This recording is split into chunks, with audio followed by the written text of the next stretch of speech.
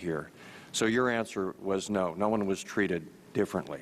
But to take you back to Mr. Ryan's question, you knew that groups with the term Tea Party had been automatically subjected to extra scrutiny.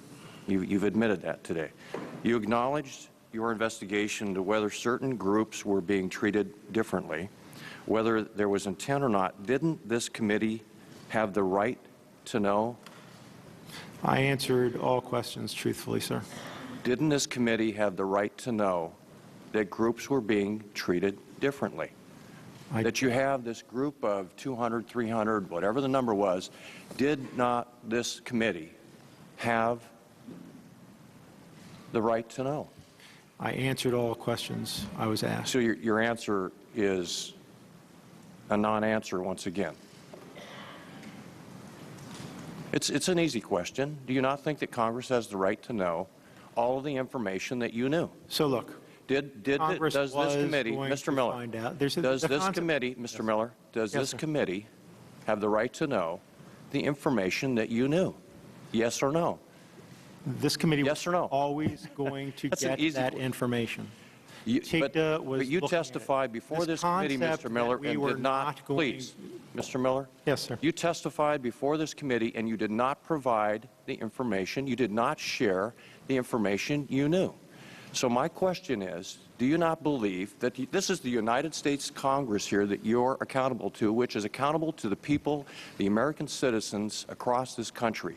Do you not believe that it's your job to provide us with the information that you knew so that, as you said, the people of this country can be properly served honestly? You're a law enforcement agency, for crying out loud. I was a cop for 33 years. Now, you've raised your right hand today. Did this committee have the right to know what you knew? Yes or no? I answered all questions truthfully. I also will tell you that it was. Let me ask. I'm going to go to Mr. George. I'm going to go to Mr. George because my time is. You're not going to cooperate with me, Mr. Miller, and you've been uncooperative during this hearing.